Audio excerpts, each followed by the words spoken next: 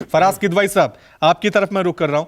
किदवई साहब, क्योंकि लगातार हम बात कर रहे हैं इंडिया अलायंस को लेकर, हम जिक्र कर रहे हैं 2024 लोकसभा का जिक्र कर रहे हैं।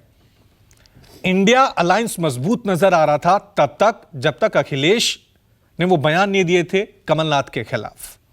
अभी मौजूदा स्थिति क्या है, यह समाजवादी पार्टी से जानना जरूरी है कि क्या अभी भी अखिलेश यादव इंडिया अलायंस के साथ जुड़े हुए हैं, क्योंकि वो इंडिया अलायंस का नाम नहीं ले रहे हैं, वो पीडीए का बार बार जिक्र कर रहे हैं। देखिए रवि जी, सबसे पहले तो मैं आपको ये बात साफ कर दूं कि इंडिया अलायंस जो है वो है, और इंडिया अलायंस 2024 में भारतीय जनता पार्टी के खिलाफ एक मजबूती से चुनाव लड़ेगा। आप देखिए कि जब से इंडिया अलायंस बना है, मोदी जी क्या बोल रहे हैं। मोदी जी को रोज इंडिया अलायंस की याद आ जाती है। अरे भैया, आप अपने एनडीए को देखिए, इंडिया में क्यों इतना इंटरेस्ट लेते हैं? क्यों? क्योंकि इनको पता है कि इंडिया एकजुट हो गया है और इंडिया जो है वो भारतीय जनता पार्टी को 2024 में बाहर का रास्ता दिखाएगा। अब यहाँ पर 4-5 बातें हुई रवि जी। एक हुई सेमीफाइनल की। आप राखी जी से पूछिए कि क्या ये जो 5 राज्यों में चुनाव हो रहे हैं, ये 2024 का सेमीफाइनल है? भारतीय जनता पार्टी का कोई भी प्रवक्ता नहीं कहेगा। क्यों? क्योंकि इनको पता है कि ये सारे के सारे राज्य हारने जा रहे हैं।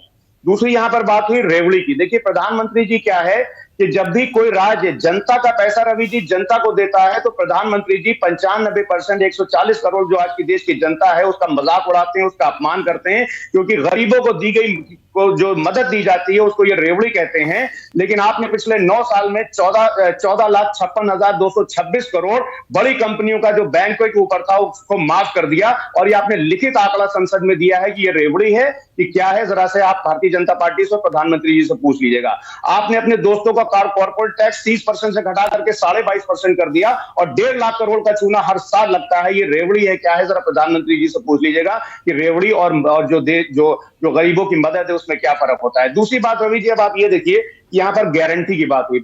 प्रधानमंत्री जी जो गारंटी दे, समझ लिए वो गारंटी है नहीं, बहुत बड़ा फेलियर है। क्योंकि इन्होंने बात की दो, देखिए दो इनके जुमले थे रवि जी, एक मेक इन इंडिया और एक स्किल इंडिया। आज की तारीख में मैन्युफैक्चरिंग सेक्टर जो है वो एग्रीकल्चर की जो सरप्लस मैन पावर या लेबर है उसको एब्जॉर्ब करने का सबसे अच्छा जरिया है। लेकिन आप देखिए कि पिछले 2015 से मैन्युफैक्चरिंग का जो ग्रोथ रेट है वो नोज डाइविंग है। ये मैं नहीं बोल रहा हूं था, हिंदू में एक बहुत बड़ा इस पर आर्टिकल छपा था। 2014 से मैन्युफैक्चरिंग का जो रेट है वो 1.9% एवरेज चल रहा है। 2016 से 2021 के बीच में मैन्युफैक्चरिंग की जो जॉब्स थी वो आधी हो गई हैं। इनका एक जुमला स्किल इंडिया का भी आया था। पीएम कौशल सम्मान योजना में 1,37,00,000 लोगों को ट्रेनिंग दी गई, मगर नौकरी कितनों को मिली रवि जी? मात्र 24 लाख को। पीएम बोलते थे कि 2 करोड़ नौकरियां हर साल देंगे, लेकिन 2014 से 2023 के बीच में मात्र 7,22,000 खाली नौकरियां दी है। किदवई साहब, आपके पास आंकड़े हैं, आपके पास मुद्दे हैं, लेकिन क्या एकजुटता है? मेरा सवाल यही था, एकजुटता है? क्योंकि चिरकुट नेता ऐसे ऐसे बयान सामने आए हैं, उसके बाद लग नहीं रहा कि अखिलेश यादव अपने आप को घुटन महसूस कर रहे हैं इंडिया अलायंस में, ऐसा लग रहा है जैसे। देखिए रवि जी, अगर आप समाजवादी पार्टी का हिस्टोरिकल इवेंट्स देखिएगा तो समाजवादी पार्टी ने हमेशा अपनी ये पॉलिटिकल रिस्पॉन्सिबिलिटी समझा है। समाजवादी पार्टी ने ये हमेशा एक अपनी जिम्मेदारी समझा है कि जो देश में भारतीय जनता पार्टी की सरकार है, जो महिला विरोधी है, किसान विरोधी है, मजदूर विरोधी है, नौजवान विरोधी है, उसको हटाना है। तो फिर क्या जिम्मेदारी कांग्रेस ने नहीं समझी? जिम्मेदारी कांग्रेस ने नहीं समझी कि मध्य प्रदेश में आपको सीटें नहीं दी? रवि जी मैं अपनी बात करूंगा। रवि जी नहीं, मतलब आप नाराज है ना, कांग्रेस ने सीटें नहीं दी है ना, आप इससे तो नाराज है ना? देखिए रवि जी, नाराज हैं कि नहीं है वो इररिलेवेंट है। रेलेवेंस ये है कि देश को बताना है। कैसे रेलेवेंट ये होगा ना कि जनता में ये आप 2024 की बड़ी लड़ाई लड़ने जा रहे हैं। इंडिया अलायंस, आपने एक अलायंस बनाया है, ये तमाम दल एक दूसरे से मिलकर कैसे चल रहे हैं, ये मैसेज भी तो जनता में जाएगा ना। आप विधानसभा चुनाव कैसे लड़े, एक दूसरे के खिलाफ आपके विचार कैसे मिलते हैं, ये मैसेज तो जनता में जाना ही जाना है।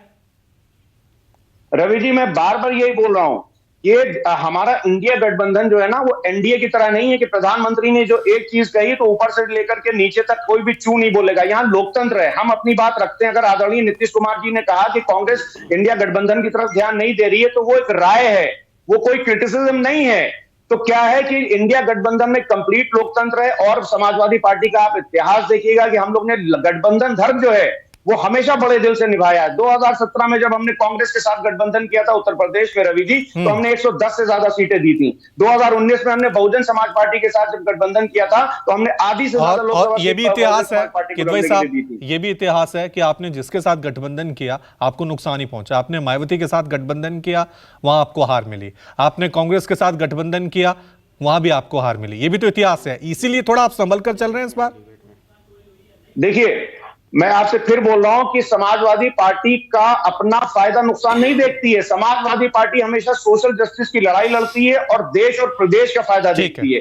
देश का फायदा इसी में है कि ये झूठों की सरकार को 2024 में हटाना है। उसके लिए हमको अगर आगे बड़ा दिल दिखाना ठीक है, राजनीतिक पार्टियां अपना फायदा देखती हैं या देश का फायदा देखती हैं, ये देश की जनता तय करेगी।